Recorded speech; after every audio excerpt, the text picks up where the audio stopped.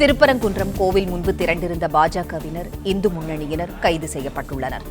ராஜகுமரன், திருப்பரங்குன்றம் கோவில் முன்பு திரண்டிருந்த பாஜகவினர், இந்து முன்னணியினர் தற்போது கைது செய்யப்பட்டுள்ளனர். விவரங்கள் என்ன?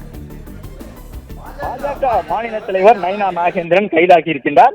ஏற்கனவே காவல்துறையினர் நயினா நாகேந்திரன் உள்ளிட்ட பாஜக நிர்வாகிகள் மற்றும் இந்து அமைப்பை சார்ந்தவர்களிடம் சொன்னார்கள், தயவு செய்து கைதாகுங்கள், அமைதியான ஒரு சூழலை ஏற்படுத்த வேண்டும், அரசு தரப்பு மேல்முறையீடு செய்ய இருக்கின்றது, எனவே நீதிபதியினுடைய தீர்ப்பை நடைமுறைப்படுத்த முடியாத சூழ்நிலையில் நாங்கள் இருக்கின்றோம், காவல்துறையினருடைய சூழலை உணர்ந்து கொண்டு தயவு செய்து கைதாக வேண்டும் என்கின்ற ஒரு வேண்டுகோளை பாஜக மாநில தலைவர் நயினா நாகேந்திரன் மற்றும் இந்து அமைப்பை சார்ந்த தலைவர்களிடம் காவல்துறையினர் முன்வைத்திருந்தார்கள்.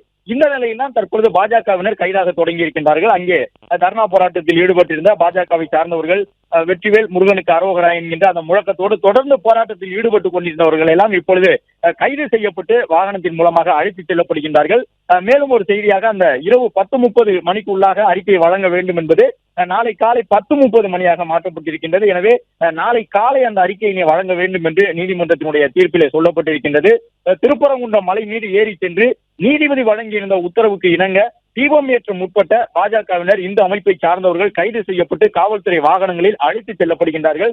பாஜக மாநில தலைவர் நயினா நாகேந்திரன், அங்கே இருந்த பாஜகவினர், இந்து அமைப்பை சார்ந்தவர்கள் பக்தர்களுக்கு முன்பாக எழுந்து சென்று அனைவரும் கைதாக வேண்டும், ஒத்துழைப்பு கொடுக்க வேண்டும் என்று சொன்னதை தொடர்ந்து கைது நடவடிக்கையை காவல்துறையினர் தொடங்கி இருக்கின்றார்கள். அனைவரும் கைது செய்யப்பட்டு அருகில் இருக்கக்கூடிய திருமண மண்டபங்களுக்கு அழைத்துச் செல்லப்படுகின்றார்கள். ஒரு மணி நேரத்திற்கு மேலாக திருப்பரங்குன்றம் பகுதி ஒரு பதற்றமான சூழ்நிலையெல்லாம் இருக்கின்றது. காவல்துறையினர் தடியடி நடத்தக்கூடுமோ என்ற ஒரு அச்சம் இருந்தது.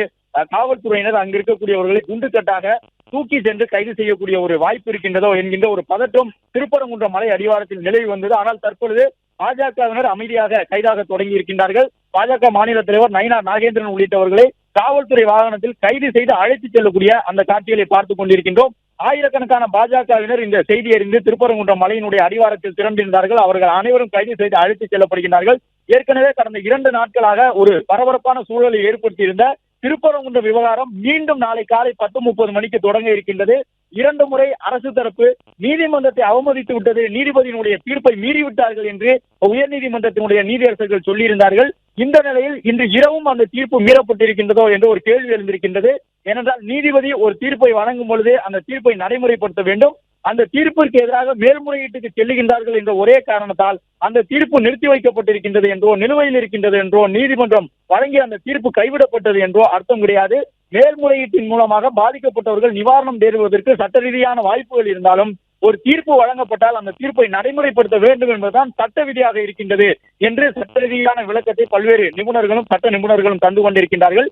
இந்த நிலையில் அரசு தரப்பிலே, அதாவது கோவில் நிர்வாகத்தின் சார்பிலே மேல்முறையீட்டுக்கு சென்றிருக்கின்றார்கள் என்ற ஒரே ஒரு காரணத்தை சொல்லி நீதிபதி GR சுவாமிநாதன் வழங்கியிருந்த உத்தரவுக்கு இணங்க காவல்துறை பாதுகாப்போடு மலை மீது சென்று திருத்தூண் மீது தீபம் ஏற்றுவதற்கு தயார் நிலையில் வந்திருந்த பல்வேறு பக்தர்களும் இப்பொழுது கைது செய்யப்பட்டுக் கொண்டிருக்கின்றார்கள்.